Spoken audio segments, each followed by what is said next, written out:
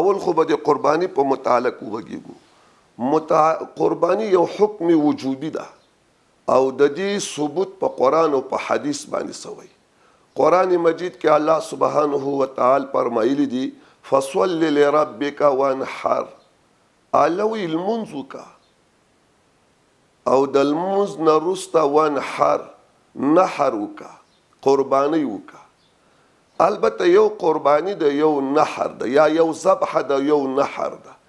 ذبح په حیواناتو کې راځي او نحر بیا په خاص حیوان کې چې اوښ دغه کې نحر راځي.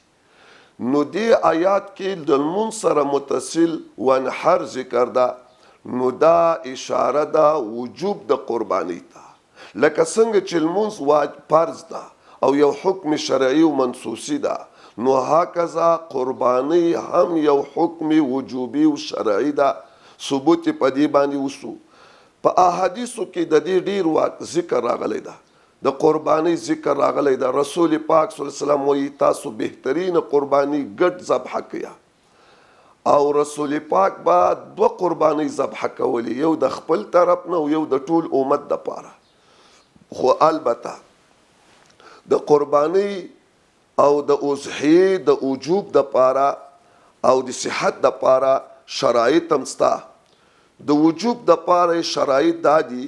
اول شرط دا د اضحیې د قرباني اسلام شرط ده، ځکه اضحیه اصل کې دا اضحیه دا هغه خاص څاروی په خاص ایامو کې ذبح کول چې موږ او تاسې د اختر په ورځ ذبح کوو، نو دې ته اضحیه وایي. د اضحیې د پاره خپل شرایط دي. د وجوب اول شرط دا ده چې اسلام وي.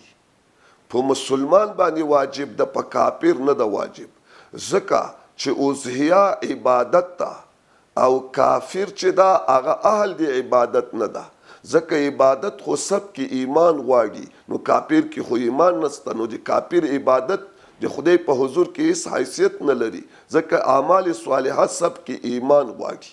نو اول شرط هغه د وجوب هغه ایمان ده چې مؤمن وي.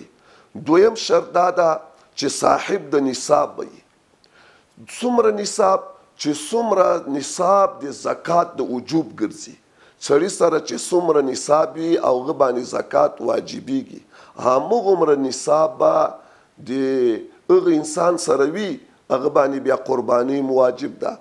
چې هغه نصابونه 80 ګرامه طلا او یا یو 614 ګرامه سپین زر یا د هغې معادل پیسې چې دغومره څوک ولري، نو په هغه باندې لکه څنګه چې زکات ورکول واجب ده، نو په هغه باندې قرباني کول هم واجب ده.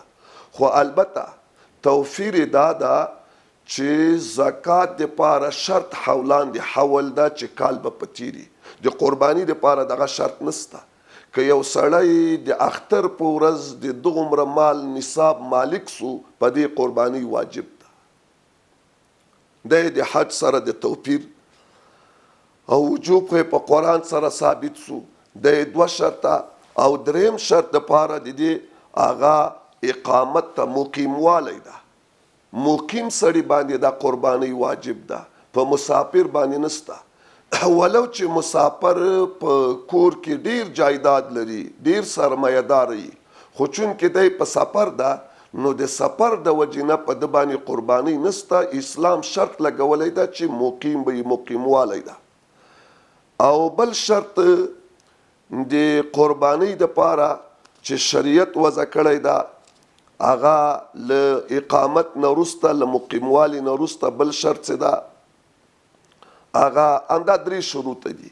او د قرباني د صحت د پاره شرایط چې د صحت د خو د وجوب د صحت شرطونه یې څه دي چې قرباني صحیح کیږي. هغه د قرباني څاروی به هغه د وزو نه، د ګډو نه، غواګانو نه، اوښانو، میخو، د دغو اجناسو نه به وي. دا شرط د صحت ده چې د قرباني د صحت لپاره هغه دغه شرایط به شتون ولري. د قرباني د څاروي به د وزو او د ګډانو، پسونو، غواګانو، اوښانو او د میخو له جنس څخه به وي. په همدغو باندې قرباني کول واجب ده په دغو حیواناتو باندې، په نورو حیواناتو باندې نه کیږي. الله سبحانه وتعالی فرمایلی دي وَيَذْكُرِ اسْمَ اللَّهِ فِي أَيَّامِ الْمَعْلُومَاتِ عَلَى مَا رَزَقَهُم مِّن بَهِيمَةِ الْأَنْعَامِ. دا اضافت بهیم انعام ته دا اضافت بیانی د انعام نم دغه څاروي مرادي چې دا اوس ما تاسو ته نمونه واخیستل. البته بیا په دغه حیواناتو کې لکه میخه، غوا او غوایي په دې کې 7 کسان به شریکان کیږي. د 7 کسانو شریکوالی پکې ده. البته که یو سړی 2-3 حصې کې شریک سي او 7 ته ونه رسیږي صحت لري، قرباني صحیح ده، خو لوونه به زیات نه وي، کم صحیح ده. او په دې نورو کې لکه په میږو په وضو کې هلته به بیا مستقل کس به په مستقل سړي باندې واجب ده. او د اوښانو نه به 15 کلن وي، دا پکې شرط ده. او له غوایانو نه به 2 کلن وي، دا پکې شرط ده. که له 2 کلونو یو ورځ کم هم قرباني ورباندې نه کیږي. او د میږو او د پسونو نه به 1 کلن وي. خو البته که د 6 میاشتو وو، خو داسې وو چې د هغه د عمر او د سن په لحاظ 6 میاشتې وو، خو د جسم په لحاظ باندې مساوي د کال سره وو، بیا په هغه باندې واجب ده، په هغه باندې کیږي، قرباني صحیح کیږي، وجوب ساقطیږي. او د وزې هم دغه 1 کال شرط ده.